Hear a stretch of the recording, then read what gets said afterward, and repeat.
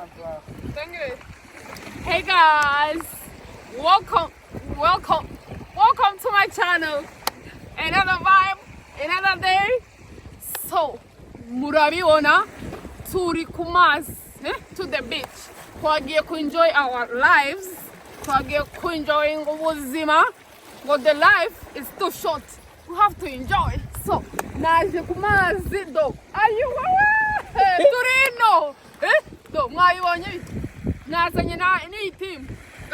Kumurabona gutanga. Hano abantu batari mu guturumbukira ku mazi. Baraho. Ni baraho. Ariko hano isikasi. Munshakira akabuca ndagatwara nk'umusenyi wo kuraya amazi. Kandi abantu bojana umusenyi wo kogesha amasafuriya. Izo za citrouille Ndimo gicogesha amasafuriya. oya hano Turino. imbeho. Umusenyi wo koza amasafuriya ntabiba. Wisconsin bari muri winter mu kwezi kwa karindwi. Kwa gatatu. Mwari mwabona abantu bagira imbeho mu kwezi kwa karindwi. No, dufite imbeho twambaye n'amakoti. None bazabaja muri samajya. Hano nta sami haba. Gusa abantu bagende ku mazi barumuke. Hano twaje kuvura mu mitwe. Hano abantu baba bafite stress. Kuva ngeze muri Amerika ngambone Tanganyika. It is what it is. Ngo Tanganyika. Ni Tanganyika. Ni Tanganyika. Niyo Tanganyika gayi. Oya. Hawira balake kivu. Zose ganuko.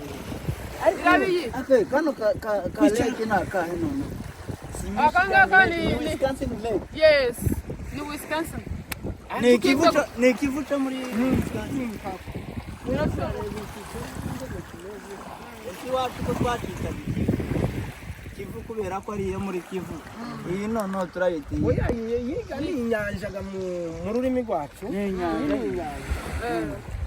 Aha hantu ni ahantu ho kuza kuruhuka mu mutwe igihe wumva ufite udustress, igihe wumva mu mutwe ufite utuntu nyine uri ku murongo, aho uraza ukadushira ku murongo kabisa. Ni igihugu ciza turarambitse.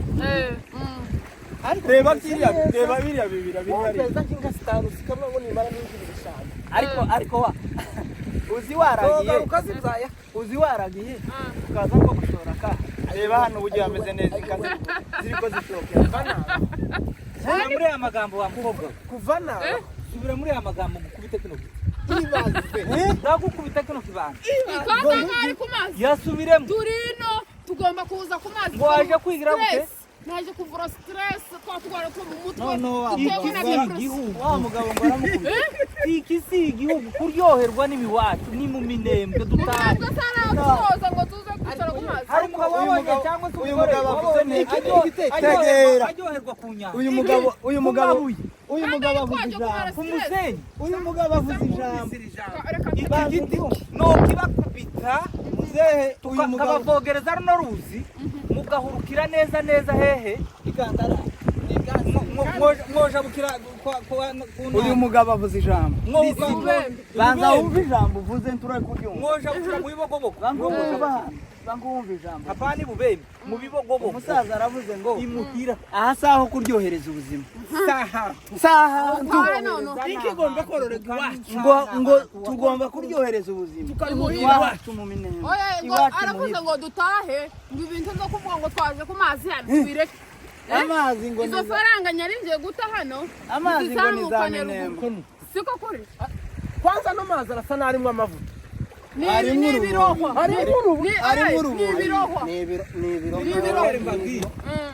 Kuvuga ngo muzoryoherwe neza. Izi faranga muza kwirwa mutahana. Abavyeyi bapfuye ruguru. Babuze ico barya. Babuze izo bambika abana. Ngo muri ko murazana ifaranga ngo kwirwa ngo mwizoye ingano ngo ku mazi. Ibi ni ibisiba. Amazi arutwa na Tanganyika iwacu. Amazi arutwa na minembwe iwacu. Ni muzohereze. Muzamuzifata muzohereze zigende zikamira abana amata. Naho kazosubira kubona umuntu kuri bino binyanja. Nzoba kubita bavogereze mutahe. Mujya